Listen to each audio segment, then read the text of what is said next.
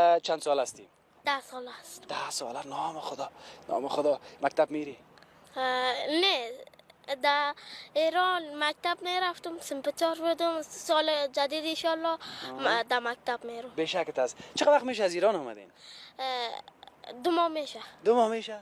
خب به شک. بیا دیگه امروز برای ما، من نمیفهم چه چارزانو کنم در میدانی ها استاد باشم. برای ما و بیننده دیگه فقط نشان بده امی کمالای خدا.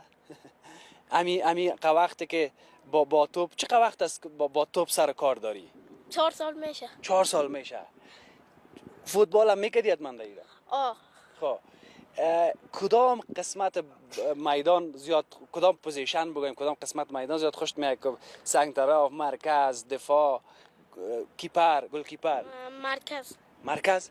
فقط تقسیم میکنی توپ؟ آه. امی وظیفت است. قربان سرت. بیا این حالا دیگه که تو برای ما نشان بده که چی کارا میکنی. اول برای ما بگو که یه حرکت‌ها رو برات میرم چی از نام شوی ما بفهم. اول که حرکت میزنم فیلیکاپ است اسمش. دوم حرکت میخوام بزنم. خب فیلیکاپ. خب اول فیلیکاپ برو، باز دومش بعدن بریم. صحیح؟ یا نه پشت پشت ادامه داره؟ پشت ادامه داره دیگه. خب دیگه چی از باز بعد از فیلیکاپ؟ ATW.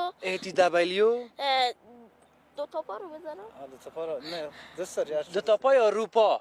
یا ما که دریبل میگفتیم یک وقت. یک حرکت میگه با 2 تا پا بزنه، با یک پا گفتم 2 تا پا بزنه. خب برو. یکی هم نیمار تاج. نیمار تاج؟ همون نیمار؟ خب حرکت تو رو میتونی رفته. یکی هم در پشت. برو دیگه ما سعی میکنیم زیاد گپ نم. یکی دیگه هم چرخشی هست میگیری. به خاطر که وقت کم از زود دمو برو که ما ببینیم. برو. از یک فیلیکاپ شروع کن.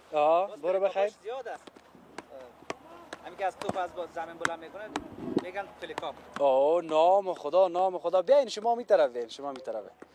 نام خدا، نام خدا، نام خدا. واه واه واه واه. نیمار تاج همی بود نه؟ نیمار تاج همی بود. به شک، به شک، به خدا به شک. این دیگه من که فکر میکنم شب هم که استراحت میکنه همه توپ بخو میبینه. توپ بغل میکنه. با پایش هم میبنده بعض وقتا. تا چند دانه دریبل زده باشه؟ بکنم یک بالای 25 تا بلد است. چون یادش میره همه را انجام بده. خب وگرنه یک 25 تا حرکت همی حرکت پرستایلی است نه؟ حرکت ها بسیار سخت است. یعنی روزا باید که ایره کار بکنی نه؟ یک ذره گرم هم نیست و خطایی کردیم ما. یک ذره میماندیم گرم میشد بهتره. خیر نه، مقبول است. نه میره دیگه. اگه لازم باشه تکرار کن حرکتایی که دوست داشتی. این دیگه چی بود اسمش؟